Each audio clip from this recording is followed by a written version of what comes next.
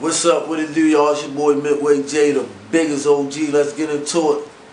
We got snitching allegations. Your boy 1090J, Rawdop Podcast, Hamm 1000 going in on them.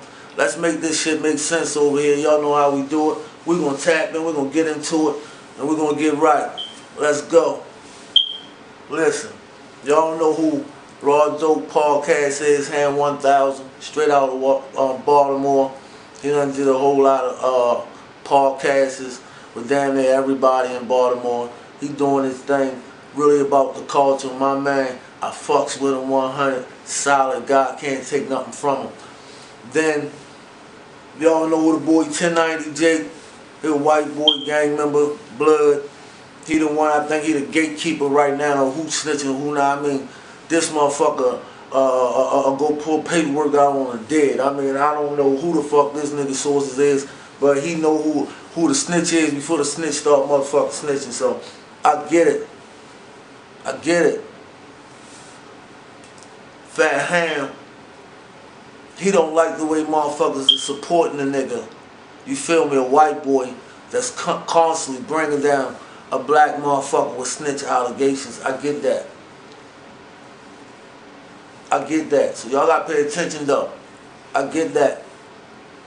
But what happens is Fat Hamm don't understand that where we really come from, the culture we come from, and the area we come from, yeah, when niggas snitching, you gotta go. Yeah. That's how shit is from our era. You was telling, it wasn't no internet. It ain't no whole bunch of running to the internet. He's a rat, this, that, and third. No, nigga, he gotta go. I get that. I understand how you feel. So I ask the question, when the internet motherfuckers or find out this nigga rat, what the fuck, what you want us to do about it, bro? Go kill him, man? We're gonna chase 1090J down and we're gonna blow this nigga head off. You feel what I'm saying? We ain't gonna do that.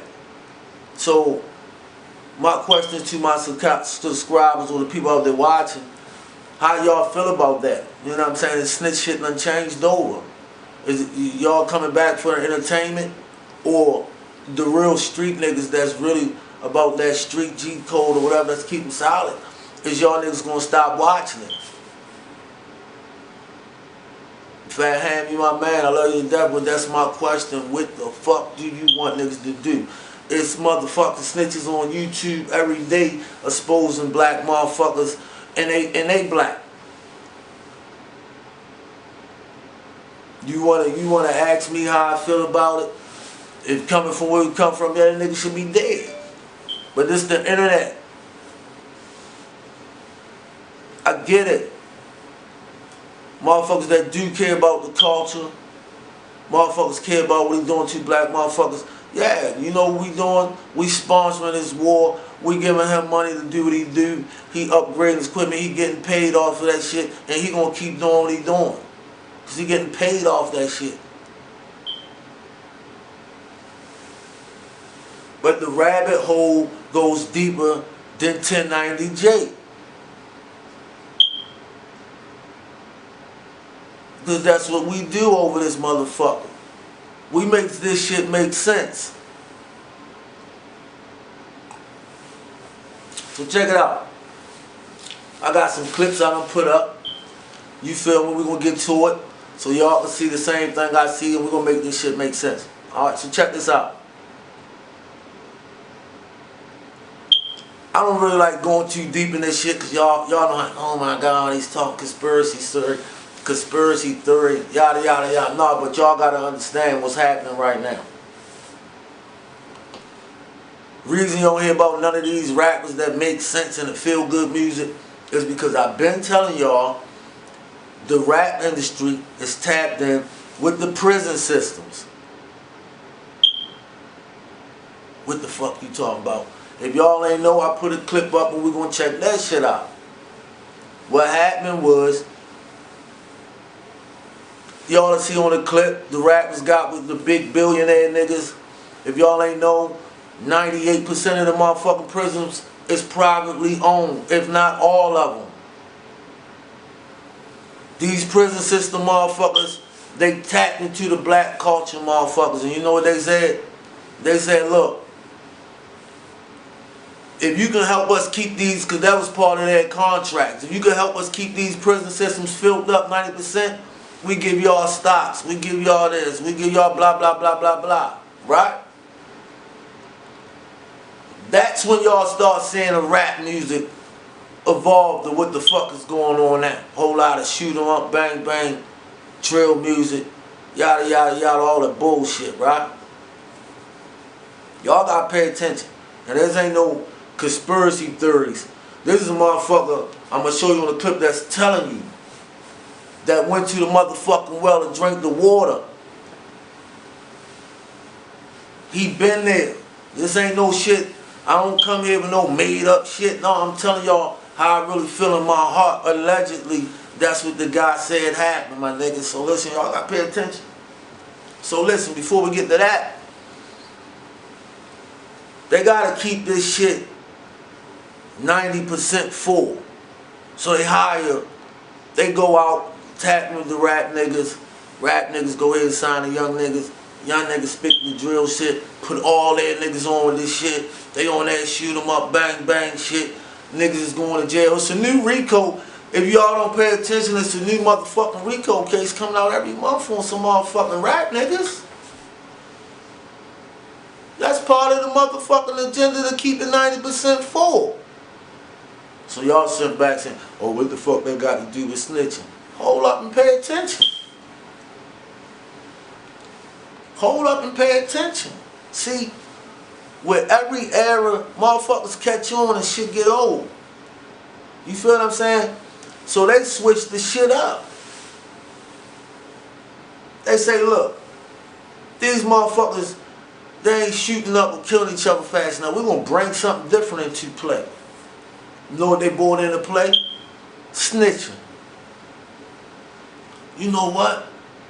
We get one motherfucker to snitch, he go tell on these motherfuckers, that's 30, 40 niggas every time we go make a bust off the RICO Act. Stupid.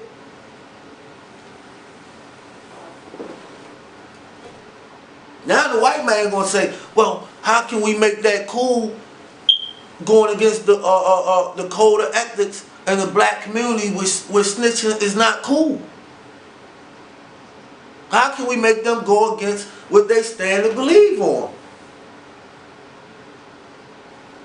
Start putting industry plants out there like Charleston White. You put a Tekashi 6ix9ine out there. You put all these motherfuckers out there, you know what they got in common? They still could be cool.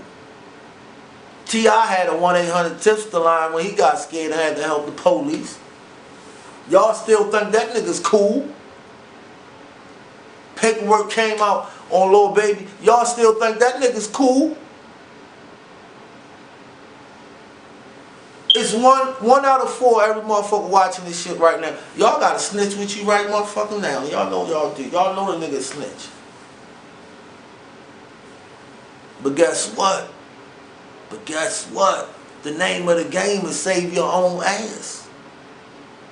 Bro, you can snitch and still be cool. Yo, I still fuck with you. I ain't fuck with that nigga like that anyway, my nigga. These niggas that they got in the play 1090J, industry plants, to push the snitch agenda to keep the prison systems 90% full. Y'all gotta pay attention. I could don't like 1090J under the guidelines and rules. About fuck a 1090J. He a rat. Fuck that nigga. Whatever happened to him, happened to him. What the fuck is that gonna do when 85% of the motherfuckers watching this channel don't give a fuck about a snitch? This shit is bigger than, yo, something needs to be done with 1090J. Niggas need something. They don't give a fuck. This shit is bigger than, yo, he's on the map. He's on the master platform. They're gonna run him. He's making money for them. I shouldn't even be talking about this shit right now. I probably ain't gonna get no motherfucking views talking about this shit. Half you motherfuckers ain't even gonna probably pay this shit no motherfucking mind. Because it makes sense.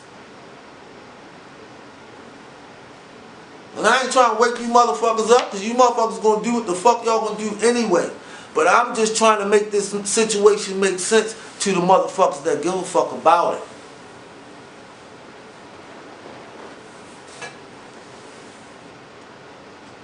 Nigga 1090J gotta go. He gotta go. He gotta go. Midway J 1090J has to go. Because he's doing this over and over to black people. But he getting out of order with it. And then he's a white boy doing it. And then some of the shit he's putting out there, it's not true. First he said what Rawdop was a rat. Then he come back, hey, no, gotta clear Rawdop. I love Rawdop. I was like, you supposed to told that bitch mind his business. When he was doing all that research and he came back and cleared your name, you supposed to say, bitch, mind your business. I don't fuck with you. How do y'all give this white boy so much credit? Everybody, boo, hey, white, take that shit, 90J, ha, ha, ha. Yo, what he doing is, he's starting beefs in the hood so there could be more black on black violence. This what white media do, yo. They come out and they think you they friend. Just like the police department, just like doctors do. Just like any crooked, just like congressmen do, just like judges do, just like public defenders do. They come out and act like they your friend. So Vlad TV, he comes out, he acts like, you know, hey, I'm just telling these great stories from the ghetto and this and that. The money start rolling in. The clout start rolling in. The residuals start rolling in. And then them niggas start getting out of order. They start out friendly doing an honest deed, but then once they start getting the money, they start showing their true colors towards the community. Because he doesn't post nothing positive about black. Niggas say he putting black niggas on. When the fuck did he donate to fucking a black HBCU? All the black media that they covered, when do he donate to the HBCU? Straight up and down, man. I ain't gonna lie. I think niggas be supporting this shit, bro. Okay, I'm thinking he gonna have a little bit of Italians in there. The Hell Angels. You know what I mean? The Aryan Brotherhood, the skinhead. Oh, fat black nigga. Then he wrote a grievance. How can y'all listen to a man and take his word for it that ratted? He wrote a grievance. Look it up. You think I'm lying? I'm flying. I don't come with shit up. It's on there. I've been in prison. I know what a grievance is. I wrote a grievance in prison myself because they didn't give me my boombox down Brockbridge. And because I wrote that grievance about my boombox, they didn't give me my boombox until I packed up to leave Brockbridge. That's fucked up, man. They ain't give me my shit. And then when I wrote a grievance, they got slicker and kept my shit in the property room until I left. That's what I wrote a grievance for that. If I got in a fight in the joint and somebody got the best on me, if I grab that pen and paper and write a grievance and said, y'all got me on lockup because I'm a victim, at that point I am a rat. I am a penitentiary rat. One of the worst kind of rats on earth. If I write a grievance in prison, men, it's an alpha male challenge. So I write, not only did he tell on the inmate to hit him in the head with the guitar, nigga, he said that the rock split in half on his head. He said the rock split in half. He gave full details. He said he hit me so hard with the rock, it split in half. And the police came and he started beating up the other inmate bad. This is what he said.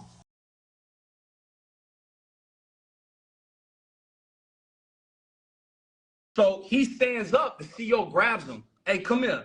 Grabs him up. That's the other name that's in the case. What, Jerry Lewis? Oh, yeah. He had nothing to do with nothing. But he get grabbed up. Then they start looking at everybody. They're checking hands, heads, whatever.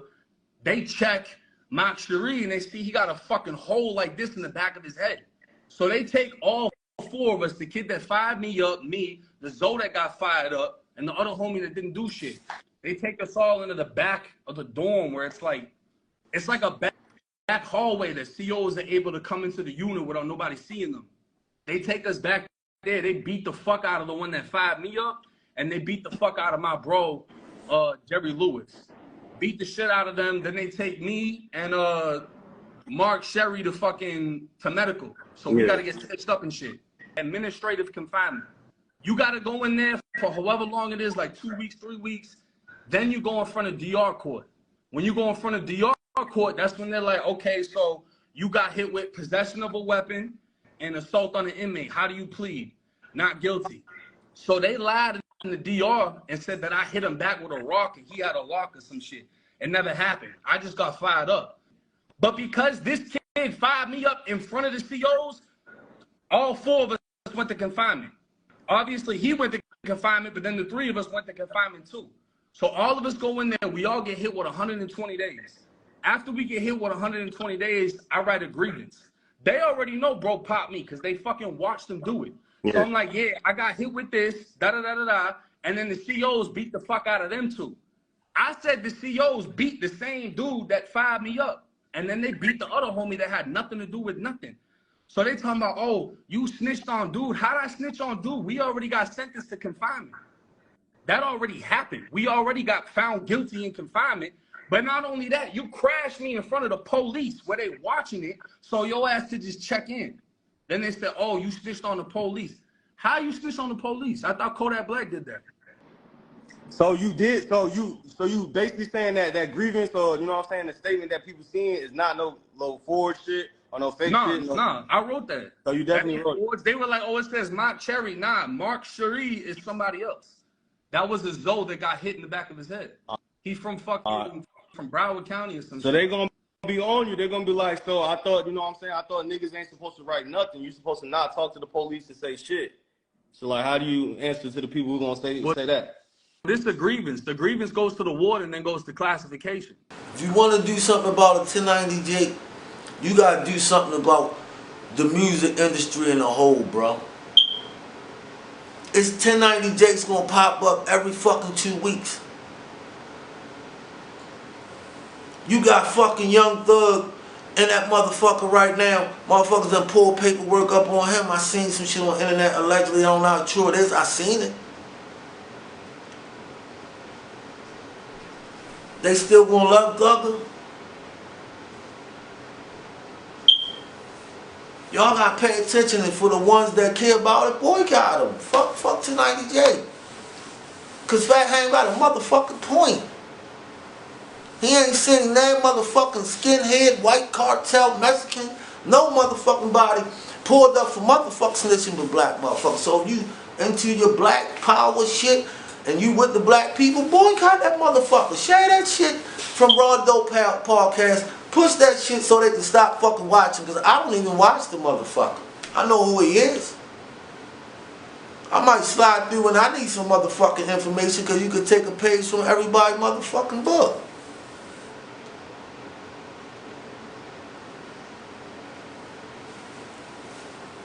But if you want to do something about this snitching, 1090 Jake shit, we gotta do something about the way the motherfucking music is getting distributed. Who running the motherfucking game? Because we can't stop shit when they control every motherfucking thing. The secret meeting that changed rap music and destroyed a generation. Damn. So it says, hello. After more than 20 years, I finally decided to tell the world what I witnessed in 1991, which I believe was one of the biggest turning points in popular music, and ultimately American society.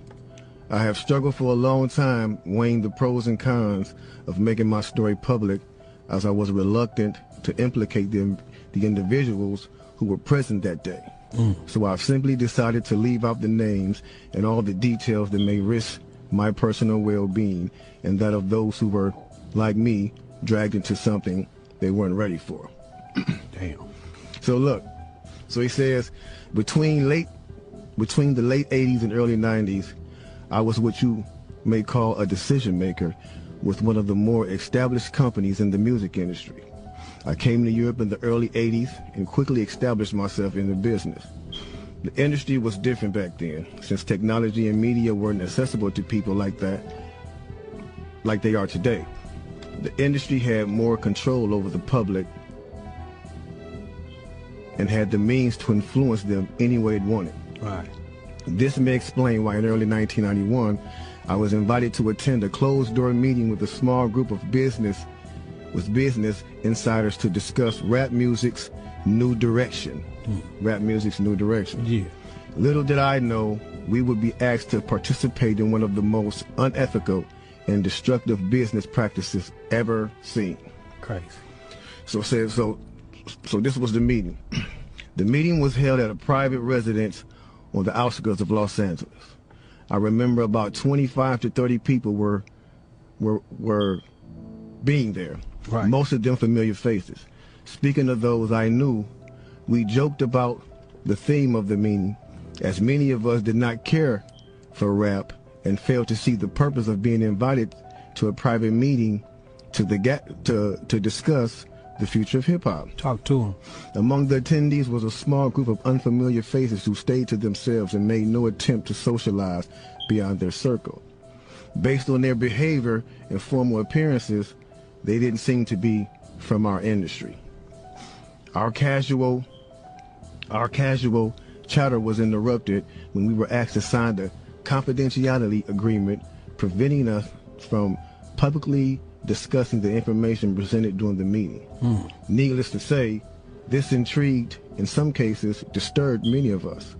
The agreement was only a page long, but very clear on matters and consequences, which stated that violating the terms would result in job termination immediately.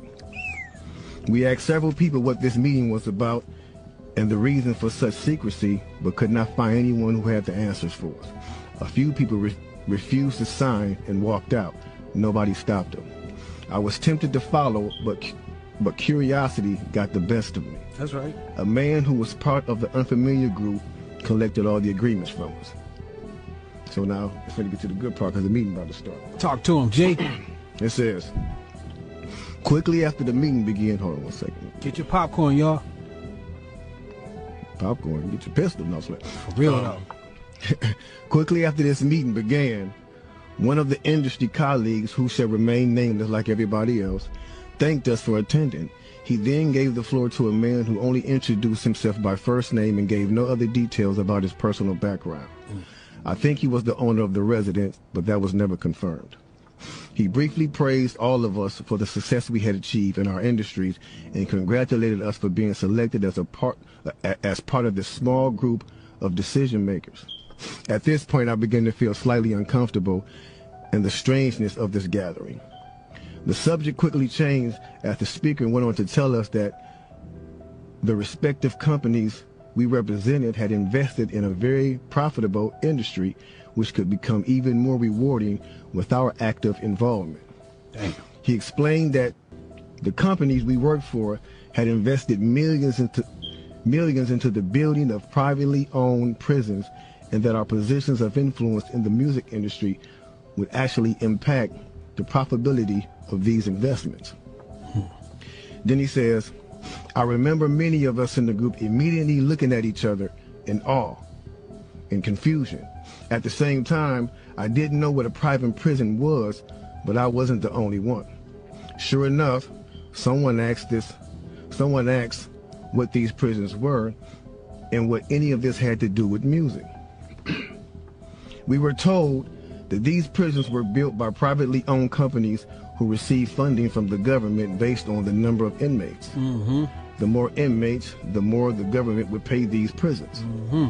It was also made clear to us that since these prisons are privately owned, as they become publicly traded, we'd be able to buy shares. Most of us were taken back by this. Again, a couple of people asked what this had to do with us. At this point, my industry colleague who had first opened the meeting took the floor again and answered our questions. He told us that since our employees had become silent investors in this prison business, it was now in their interest to make sure that these prisons remain filled.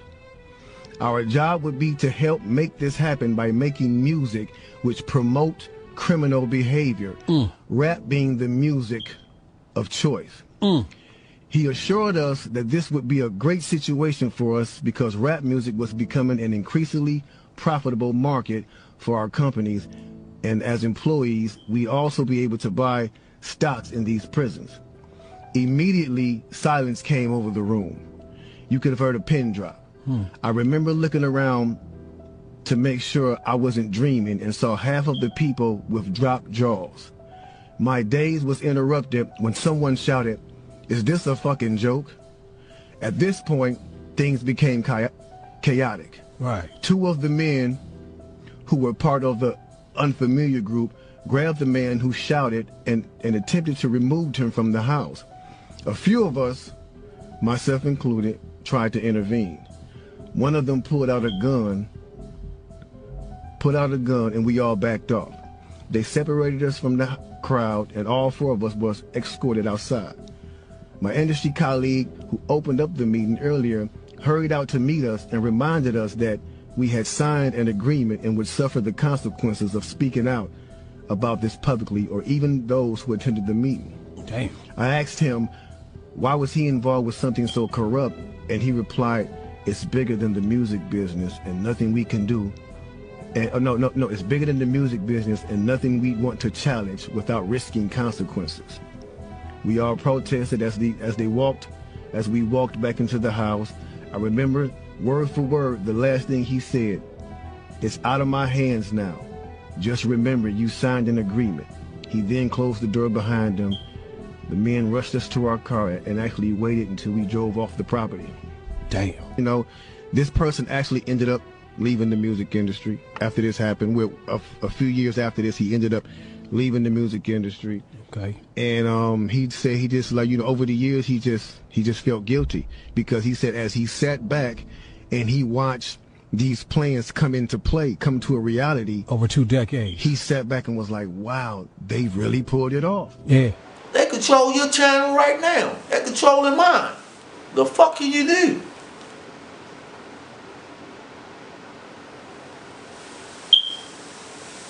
I'm with you 100%. Bro, I'm with you. But just like I asked you on the live, what the fuck is we gonna do? Boycott that nigga? Yo, we not even a handful of people. We still gonna get that bag? If anybody in a motherfucking position to boycott them, it's the rat niggas that's already on. And like you said, them niggas is fucking listening to the nigga. But you know what? They don't give a fuck because they already got a motherfucking bag, my Jeezy.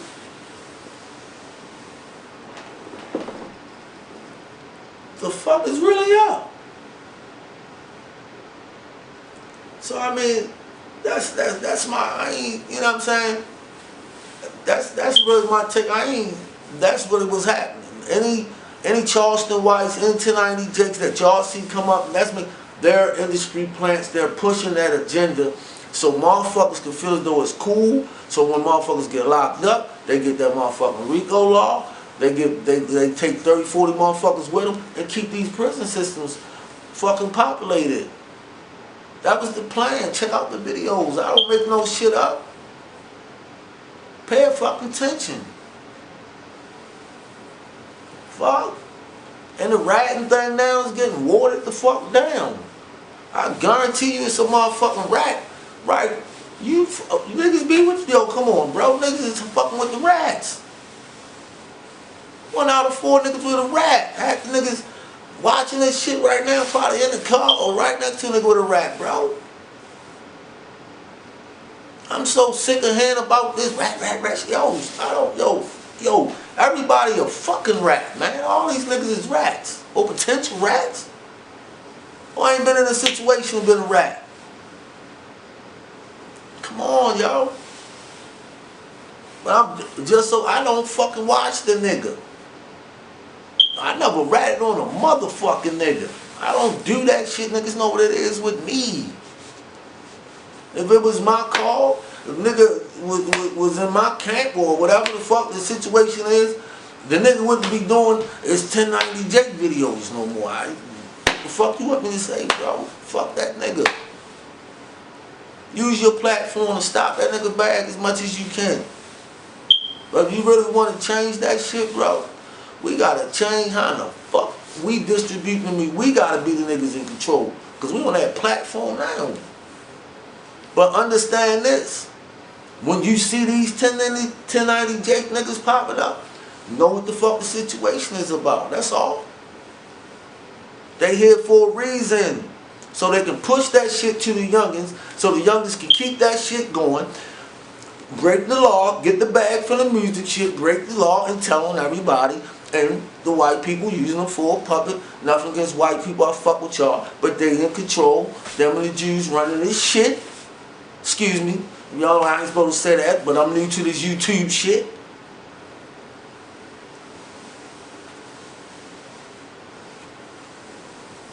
Gotta change things bigger than what it is, bro. Hope y'all enjoyed the content. I hope y'all stay here all the way to the motherfucking end. Push the motherfucking like button. I need y'all to hit the motherfucking like button. I'm not in there. I push the like button. I'm making that shit make sense. What the fuck more do y'all want? Hit the motherfucking like button. Always, man, we here for a reason, man. It's your boy Midway J, the biggest motherfucking OG, and I'm out, man. Yo, links is in the motherfucking description. Check out that Rawdop Podcast. If y'all want to check out that boy 1090 Fake, Rad Ass J, I'm going to put his link down there. That's up to y'all. Y'all can see his content. But the biggest OG, Midway Jizzle, man, and I'm out. Yo, first and foremost, let me get one thing straight to y'all. I'm what you call an ex-criminal. You feel what I'm saying? I don't break law. I'm not into nothing like that no more. So sometimes when I get these reactions, it's from a criminal standpoint. Like, you know what I'm saying? I ain't promoting nothing like that. But that right there